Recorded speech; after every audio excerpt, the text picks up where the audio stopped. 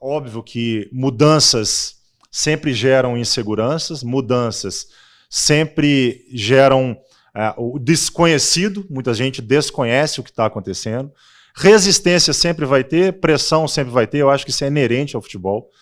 Mas tudo que está sendo feito de forma transparente, está sendo feito de forma clara.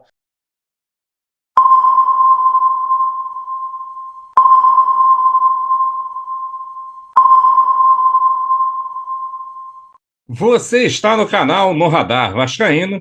Eu sou o Edinho RJ. E aí, minha gente, tudo bem? Tudo certinho? Juntos nesta quinta-feira e vamos voltar a falar de Vasco. Caso seja a sua primeira vez aqui no canal, seja muito bem-vindo. Te convido a assistir os vídeos e as lives e gostando, comenta, compartilha, deixe seu like, se inscreva e ative o sininho para receber todas as notificações. Se você quiser ajudar o canal, seja membro a partir de R$ 2,99. Tem um botãozinho azul aqui embaixo, seja membro, dá uma olhada nos planos e ajude a gente a permanecer no ar. Se você também tem a opção de nos ajudar através de um Pix no Radar Vascaíno, @gmail.com. No Radar Vascaíno, @gmail.com. Tem o QR Code aqui do lado, ó, e você também pode apontar a sua câmera e fazer a sua doação caso você ache necessário. Você também tem a opção de nos ajudar através do Valeu. Quando tem vídeo e depois a live vira vídeo, aparece esse coraçãozinho aqui, que é o Valeu, e você também pode nos ajudar. Aproveita e segue também a gente nas redes sociais, no Instagram, @NoRadarVascaíno, e no Twitter, @Radar_Vascaíno. Ontem a gente teve a coletiva de apresentação do Jorginho na Vasco TV. A gente até chegou a transmitir quase que na íntegra, né? Peguei só o iniciozinho assim da fala do Paulo Brax, mas agora a gente vai fazer aqui uma esmiuçada no que aconteceu. Você viu aí no início o Paulo Brax falando, né, sobre as mudanças, as coisas que vão acontecer com o Vasco da Gama, que está sendo feito com transparência, enfim. A gente está vendo aí um novo método dentro do Vasco da Gama e realmente o que é novo assusta e até você ter uma adaptação e uma aceitação demora tempo. Vai depender muito mais do que eles vão fazer, né, em relação ao futebol do clube, do que da própria torcida, que a torcida, uma grande maioria, está mesmo assim ressabiada, está desconfiando bastante de tudo que está acontecendo, principalmente depois da quinta-feira passada, quando o Josh deu aquela declaração de que ele espera que o time suba, mas também se não subir, ele não vê mal nenhum. Aí, meu amigo, a gente ficou com a orelha em pé. Bom, o Jorginho foi apresentado ontem e ele vai falar agora aqui para você sobre a sua apresentação, o que ele achou de estar em São Januário e, aliás, está agora no CT Moacir Barbosa, e a sua apresentação aos jogadores. Acompanhe só. O primeiro contato foi bom, foi muito bom, por sinal, a gente teve uma apresentação aqui nessa sala, foi que eu conhecia também, tinha trabalhado com 5 desses jogadores aqui no Vasco e outros fora, e é muito bom que quando você já chega num ambiente em que com certeza já falaram de você, né, de passaram as suas virtudes, né, então isso é muito legal. E foi um momento muito bom, de muita confiança. O que eu procurei passar para eles realmente é assim, essa questão de ganhar os confrontos, de ter coragem, porque Série B é assim. Se você apenas estiver bem organizado, mas se você não tiver sangue nos olhos, não vai. Você tem que deixar o sangue correr realmente, tem que ser um jogo de muita transpiração, e é muito importante que isso aconteça. E procurei trazer isso para o campo. Eu fiz basicamente trabalhos de confrontos o tempo todo, muito intenso, para que eles tivessem, eu costumo dizer, brinco, né, que eu gosto de ganhar até a cuspe em distância. Então, que eles tivessem esse desejo no treinamento. E já hoje a gente já vai passar para uma parte mais tática, realmente a gente já organizando a equipe com algumas possibilidades, com algumas variações táticas. Agora o Paulo Brax vai falar sobre os objetivos e também sobre as mudanças. Essas mudanças que geram uma certa desconfiança dentro da torcida. Aí depois ele até manda um recado. Acompanha só. O objetivo hoje é o acesso. É o objetivo 1 do Vasco hoje.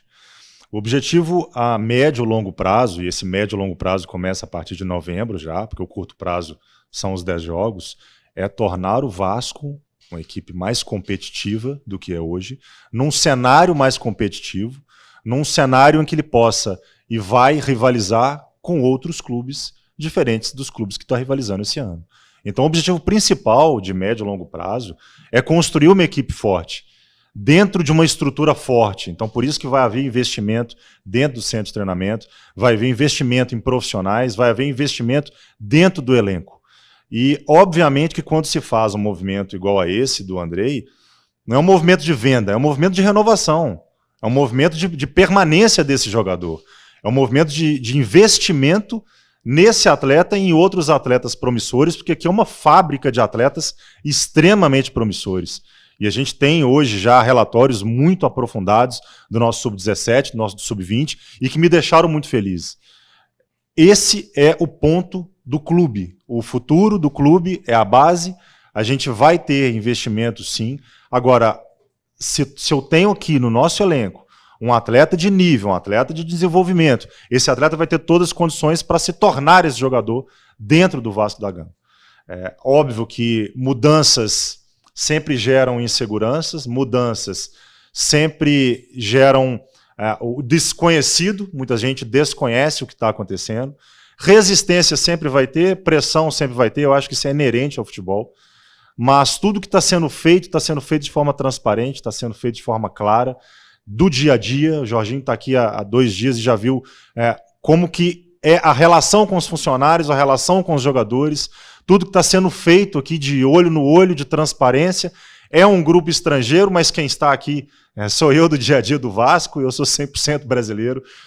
Tenho, obviamente, algumas situações peculiares de reuniões que com 5 horas de vantagem de fuso horário me fazem ter reuniões 6 horas da manhã, no horário da Europa, 5 horas mais, mas tudo isso é um aprendizado, é um ajuste, são pessoas com competência para poder gerir clubes, é um grupo forte, é um grupo que quer fortalecer ainda mais no mercado mundial, e quem vai ganhar isso é o Vasco. Eu estou aqui para defender os interesses do Vasco, não é para defender os interesses do grupo. O grupo vai se fortalecer cada vez mais com o Vasco cada vez mais forte, e é o maior clube do grupo, não tenha dúvida. De tradição, de torcida, de engajamento, é o maior clube. Então ele vai ter sempre todos os investimentos, ele vai ter todos os esforços, e esse dia a dia ele está sendo cada vez melhor, cada vez mais trabalhoso e prazeroso, tanto para nós, quanto para o grupo, quanto aqui dentro internamente no clube. Então, eu quero, se eu puder passar o recado para a torcida,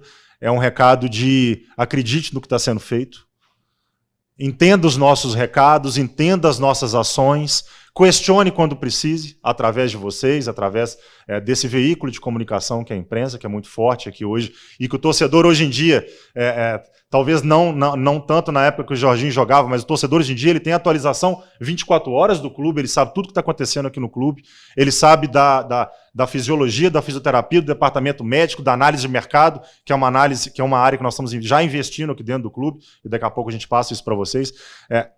E dentro do elenco, dentro do mercado, dentro de entradas, dentro de saídas. A gente quer que o torcedor acompanhe 24 horas o Vasco, sim. E acredite, porque dias melhores já estão vindo e dias melhores virão. O 2023 vai ser ainda muito melhor do que 2022, mas a gente tem que passar primeiro o 2022. E continuando com a entrevista, agora o Jorginho vai falar que ele assistiu os últimos 3 jogos do Vasco e comenta sobre como deve se comportar o time, tanto jogando fora de casa, como jogando dentro de casa. Veja só e avalie o que ele falou. Em relação àquilo que a gente viu, a gente observou basicamente os 3 jogos, a gente estava vendo que a transição defensiva realmente, ela estava muito exposta, a nossa zaga estava muito exposta, e olha que a gente tem um pitbull, então esse pitbull ele precisa trabalhar, e naturalmente com organização, mas ele não pode trabalhar sozinho, então essa transição defensiva, ela precisa ser um pouquinho mais rápida e mais organizada, porque muitas vezes eu estava vendo uma linha de 4 ou uma linha de 3, porque um dos laterais descia, ou quer dizer, ou ele subia, e quando baixava a linha, descia com 2 zagueiros, um lateral e um volante, e contra 5 atacantes. Então, eu preciso naturalmente de uma organização melhor, numa transição defensiva melhor. Uma questão também do que você falou, a questão da confiança, isso é fundamental, em jogos fora principalmente, você não pode oscilar, você precisa estar muito bem organizado. Vamos pegar um Grêmio que tem um potencial enorme, jogadores de muita qualidade, jogadores de lado que eu conheço muito bem, por exemplo, que eu sei que provavelmente não deve entrar de início, mas o Janderson, então, é um jogador, o Biel, um jogador de muita velocidade, então são jogadores com muita capacidade. Tem o Diego Souza, que faz um pivô muito bem feito, seja na casquinha ou na proteção. Então a gente tem que saber exatamente que vamos pegar uma equipe com muito potencial, que está no G4 e que é naturalmente um grande candidato para subir assim como a gente. Então a gente precisa estar muito bem, sempre organizado, muito atento em todos os momentos. E uma coisa que nós vimos e detectamos é que a gente pisa pouco na área. Muitas vezes tem apenas um jogador, então é quase que impossível de você conseguir furar o bloqueio do seu adversário se você não coloca de 4 a 5 jogadores, né, na última linha de marcação deles. Então, é algo que a gente precisa trabalhar, já precisa realmente fazer com que a equipe possa ter mais capacidade, mais opções realmente de infiltrações no campo, né, trabalhando muito essa aí. Vamos trabalhar bastante essa equipe. Hoje eu estou preocupado um pouquinho mais com a parte defensiva, vou estar muito atento em relação a isso. Treinaremos isso a partir de amanhã já para a parte ofensiva, mas é algo que a gente precisa melhorar. E num todo, acho que a gente tem que ter o equilíbrio. Uma equipe não pode ser, por exemplo, como acontece, dentro de São Januário é uma equipe e fora de São Januário é outra. Então isso precisa manter um bom equilíbrio. E aí, meu amigo, você está concordando com o que está sendo falado aqui? Comenta aí, deixa seu comentário sobre o que você está entendendo dessas falas, tanto do Jorginho como do Paulo Brax. Por falar em Paulo Brax, ele respondeu sobre metas e orçamento para o ano. E aí ele desconstruiu tudo, dizendo que agora é uma nova realidade com a Vasco SAF. Acompanhe aí. Nós não temos objetivo de venda de atletas. O que foi orçado já não é mais da atual gestão. Não me foi passado o cumprimento de nenhuma meta orçamentária. Todos os clubes que eu passei, eu fiz o orçamento, fiz o orçado e realizado, batia toda semana, batia mês, batia as metas que o clube determinava, só que isso não foi me passado aqui, até porque é uma nova realidade, é uma nova gestão. O que foi orçado não estava prevista a entrada da SAF, o período da SAF, o mês da SAF, então isso foi orçado antes da SAF, não tenho responsabilidade com isso. E o objetivo sempre será ter esses contratos fortes, fomentar a base, desenvolver esses atletas e eles jogarem pelo Vasco. É óbvio que propostas irrecusáveis, nem o Vasco, nem qualquer clube superavitário do mundo vai ter dificuldade de não realizar, até porque isso gera outros investimentos. É assim que o clube também se sustenta, numa linha de sucessão de atletas, que é também um dos nossos objetivos aqui, ter a linha de sucessão de jogadores de base, e isso não vai ser o nosso objetivo principal. Nosso objetivo principal é ter esses atletas performando com a camisa do Vasco. Meu amigo, vamos ver se o que o Paulo Brax falou vai ser cumprido, né? Na sequência, agora o Jorginho ele vai falar sobre 2 assuntos. O primeiro é na expectativa dele de continuar no comando do Vasco para 2023 e também sobre Nenê e Alex Teixeira, se na visão dele eles poderiam jogar juntos. Acompanhe aí e depois deixe seu comentário. Então, assim, essa identificação com certeza foi uma decisão minha de vir para cá. E a outra que eu acredito demais no meu trabalho. E por isso que eu tenho certeza absoluta que não vai ser para 10 jogos, que não vão ser apenas 2 meses. Eu vou ficar aqui para o ano que vem, porque eu entendo perfeitamente a situação da SAF, da 777, porque eles estão chegando agora, está mudando uma série de coisas, a gente já está vendo aqui a mudança que está acontecendo internamente, e eles precisam pensar. e preciso avaliar aquilo que eu vou fazer. E, tranquilamente, eu acredito muito no potencial desse grupo, da comissão técnica do grupo aqui permanente, da equipe que está chegando comigo, o Joelton e o Bebeto, que inclusive está aqui, eu acho que os dois não estão ainda, está o Bebeto aqui, né? E por sinal é uma arma que a gente tem contra o Grêmio, que ele conhece muito bem o Grêmio, é um gaúcho, né, que conhece muito bem o Grêmio, então tem muitas informações interessantes. Então é isso, são essas duas situações que eu acredito muito que a gente vai realizar um grande trabalho, fazer com que a equipe volte da onde jamais já deveria ter saído e jamais poderia voltar nessa situação como está agora. Esse é o objetivo e eu acredito que a gente vai encaixar um trabalho para o ano que vem.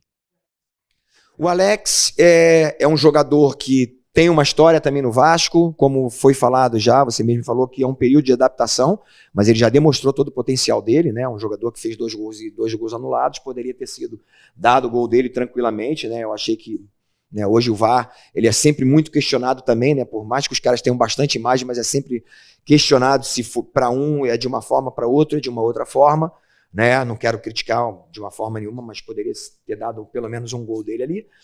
E é um jogador importantíssimo. E já posso antecipar com vocês, é um jogador que pode jogar tranquilamente com o Nenê, sem problema nenhum, desde que o treinador saiba usar essa situação e que saiba compensar, por exemplo, se desses 2 jogadores num 4-4-2, em caso acontecer deles ficarem no momento de um ataque, numa transição defensiva, não conseguirem retornar, a gente tem 8 jogadores que podem fazer essa função. Então, você acredita que o Jorginho possa realmente continuar em 2023? Ou será que é apenas um contrato tampão até o final do Campeonato Brasileiro? Não sei. O Paulo Brax, ele também comentou sobre a situação do Andrei.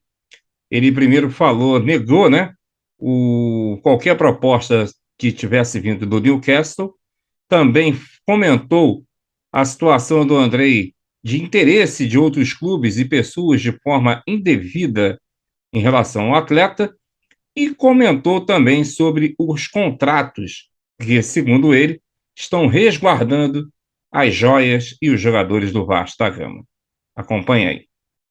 Antes de passar a palavra para o Jorginho, para vocês, é importante destacar o que aconteceu aqui nessa semana, que dá mostras de como será a nossa gestão aqui no Vasco, que a renovação do Andrei é um fato que eu gostaria de ressaltar como norteador de todo esse nosso processo aqui no Vasco, com a entrada da SAF. Queria agradecer à família do Andrei pelo empenho, queria agradecer ao staff do jogador, os agentes do jogador, que foram desde o início muito transparentes conosco.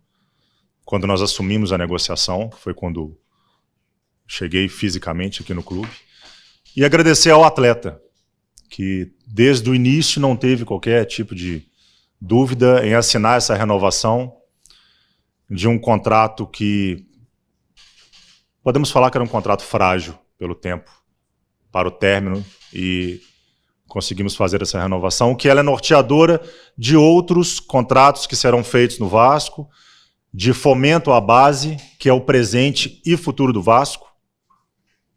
Tivemos muita alegria de ver ontem na Seleção Brasileira Sub-20, no torneio internacional, 2 atletas do Vasco iniciando como titulares, o Eric Marcos e o Aguinaldo. Então esse é o presente e esse é o futuro do Vasco. Andrei, outros Andreis, não vou nem nominar os outros atletas que temos de desenvolvimento de talento, até para não chamar a atenção, porque chamam a atenção os atletas do Vasco.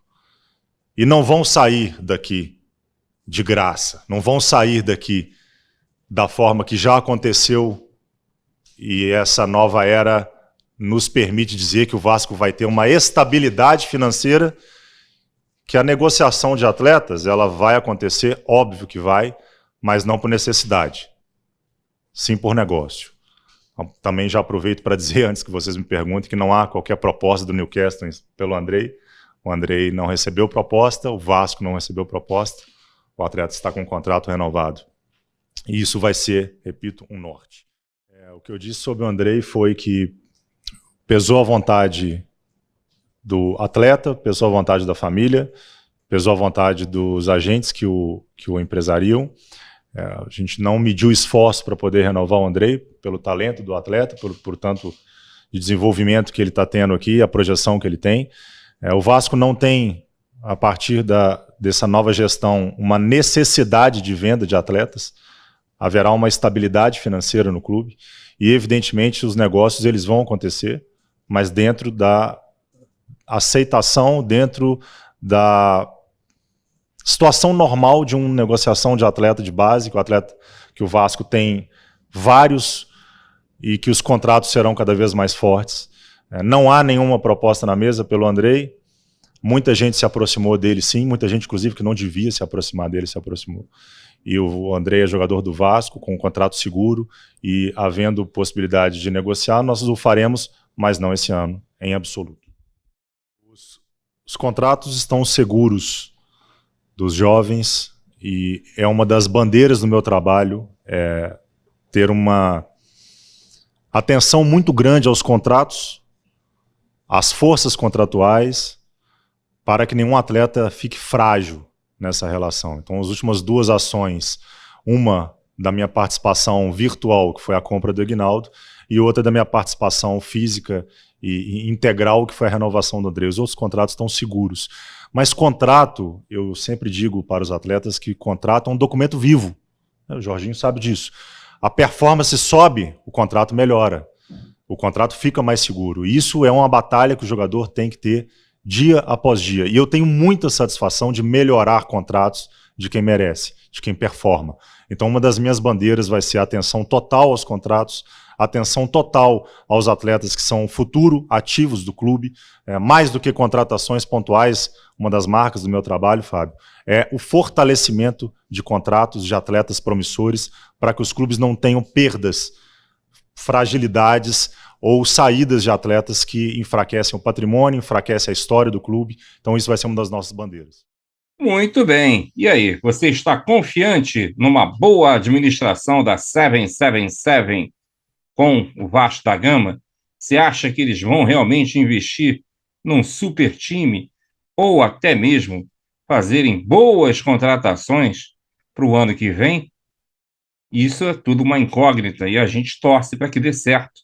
Porque agora, meu amigo, é a única salvação que a gente tem, é o único norte que realmente a gente tem, é a 777 resolver desembolsar dinheiro e reforçar o Vasco para que a gente possa pensar em algo melhor para o futuro, não é verdade? Por falar em futuro, ontem o jornalista Jorge Nicola, em seu canal, ele soltou uma lista de jogadores que pertencem ao Giovanni Bertolucci, no qual o Vasco fez uma parceria, né? E aí eu vou colocar o corte aí da live dele de ontem, do vídeo dele, aliás, de ontem, para você ter ideia dos jogadores que poderiam ou podem vir para o Vasco da Gama já em 2023. Será que vão vir mesmo? Veja aí o que o Nicola falou. Bora falar sobre a lista de reforços no Vasco a partir da parceria entre Juliano Bertolucci, Vasco e 777. Dei mais detalhes no vídeo da tarde dessa terça-feira. Contei para vocês que a renovação de contrato do Andrei com o Vasco foi só o primeiro passo de uma parceria que já está firmada entre o Vasco e a 77 com Juliano Bertolucci, que é o maior empresário de futebol do Brasil, com sobras. O cara deita e rola no Brasil e no exterior. O Bertolucci foi convidado pelo Vasco e pela 777 para ajudar na montagem do elenco para 2023 e a expectativa da 777 é de poder competir com o Flamengo pelos principais reforços. Também contei com exclusividade que o grande alvo nesse primeiro momento é Oscar, jogador que tenta a rescisão do contrato com o Xangai Port e negocia há semanas com o Flamengo. Fui buscar atletas que são representados pela Bertolucci Esportes. Antes, só lembrar que o Bertolucci tem ajudado demais o Flamengo nos últimos anos. Foi, por exemplo, esse empresário quem colocou o Davi Luiz, o Cebolinha, o Gerson, o Andréas Pereira, entre outros. Cara com mercado aberto nos principais clubes do mundo. Ele também representa, entre outros, os seguintes jogadores: Neto, goleiro que recentemente trocou o Barcelona pelo Bournemouth, Rafael Cabral, que é hoje goleiro do Cruzeiro, Guga, lateral direito que está de saída do Atlético Mineiro, Felipe, zagueiro que renovou recentemente seu contrato por apenas mais um ano no Atlético de Madrid. Bremer, que é zagueiro revelado no futebol brasileiro, faz bastante sucesso e hoje está na Itália. Christian, volante que pertence ao Atlético Paranaense. Igor Gomes, em fim de contrato no São Paulo, não deve ficar no tricolor e está à disposição do mercado. Lima, meio-campista que pertence ao Ceará, pode jogar como volante, pode jogar como meia. Oscar, de quem eu falei agora há pouco. Pedrinho, que está emprestado pelo Shakhtar Donetsk ao Atlético Mineiro até a metade do ano que vem. Giovani, atacante de lado de campo. Caio Jorge, atleta revelado no Santos e que nesse momento não tem sido muito utilizado na Itália, além de Elinho, que é ex-jogador do São Paulo hoje no Red Bull Bragantino. Fiz só um resumo. Ele tem uma lista gigante de atletas, por exemplo, entre os nomes de mais peso,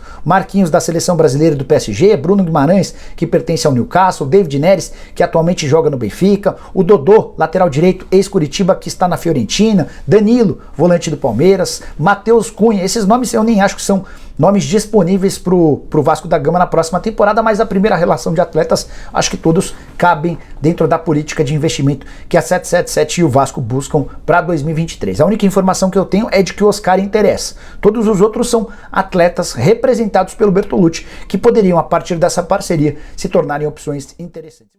E aí, minha gente, o que você achou dessa lista aí que o Nicola divulgou em relação a possíveis reforços do Vasco da Gama para 2023 em parceria com o Bertolucci? Você acredita? Você acha que realmente algum desses jogadores possam vir a jogar no Vasco ano que vem? Deixa seu comentário aí para a gente depois debater. Bem, minha gente, esse era o assunto que eu gostaria de abordar agora. E lembrando a você que se tiver alguma notícia mais relevante, na parte da tarde, eu devo estar subindo um vídeo entre 4h30 e 6h30. Caso contrário, a gente se encontra na nossa live às 21 horas e eu conto com você. Um forte abraço e a gente se vê. Valeu!